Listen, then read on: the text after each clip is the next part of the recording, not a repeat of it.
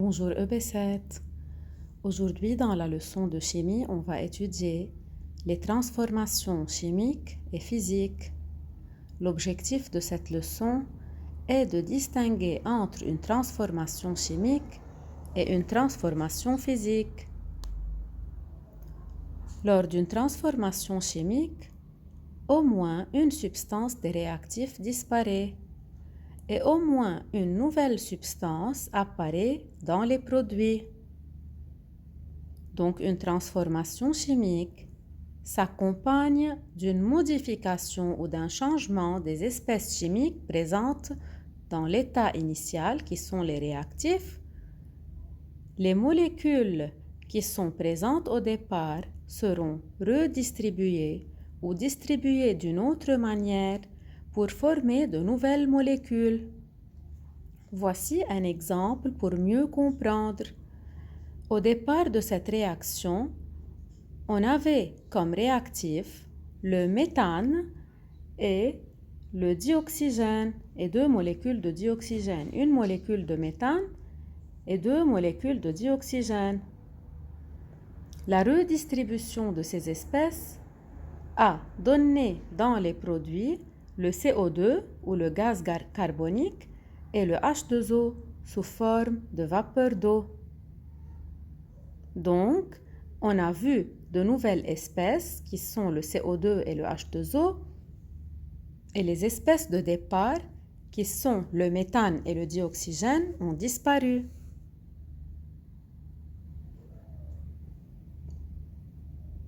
Voici un deuxième exemple.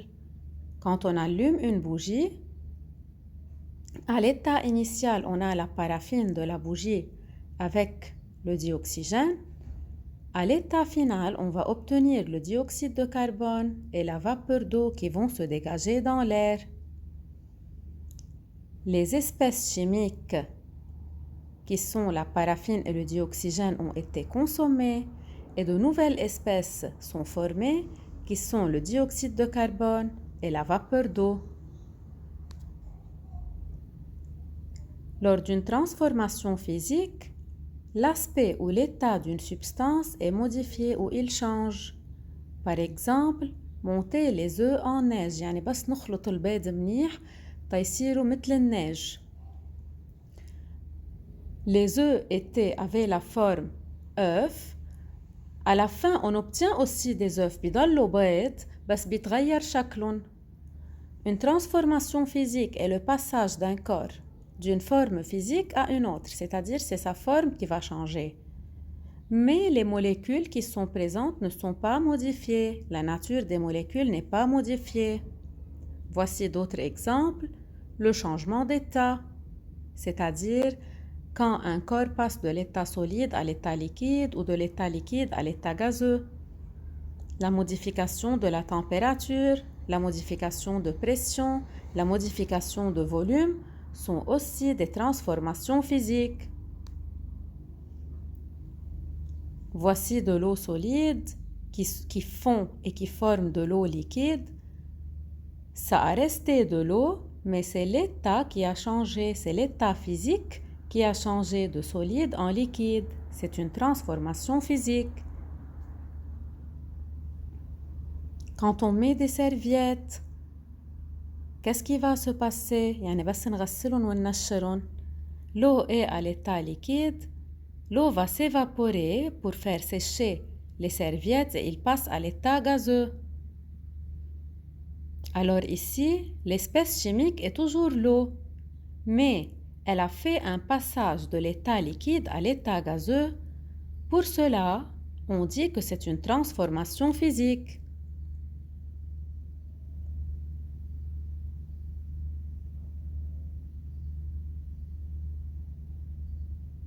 Quand on met l'eau au réfrigérateur, elle va passer de l'état liquide à l'état solide, c'est un changement physique. L'eau fait une réaction pour former le peroxyde d'hydrogène. Il y a une nouvelle distribution des constituants de la molécule. On dit que c'est un changement chimique. Voici d'autres exemples. L'eau qui chauffe est une transformation physique, c'est un passage de l'état liquide à l'état gazeux car l'eau va s'évaporer. Le fer qui rouille au contact de l'air يعني الصدى وقت يصدي الحديد أو النحاس. C'est une transformation chimique car il y a de nouvelles espèces qui vont apparaître. L'eau et le sulfate de cuivre anhydre, c'est-à-dire la réaction entre l'eau et le sulfate de cuivre qui va donner une couleur bleue. Le changement de couleur indique que c'est une transformation chimique. Le bois qui brûle dans la cheminée, il va produire du dioxyde de carbone. Pour cela, on dit que c'est une transformation chimique car il y a une nouvelle espèce qui apparaît. La neige qui fond sous l'action du soleil, bien sûr, c'est une transformation physique car c'est un changement d'état de l'état solide à l'état liquide. La dissolution du sucre dans le café, le sucre est un solide pulvérisé. Quand on le dissout dans le café, il va changer de l'état solide à l'état liquide. Pour cela, c'est une transformation physique.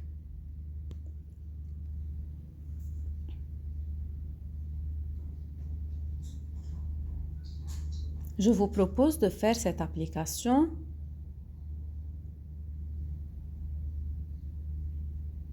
Et bon courage, à la prochaine!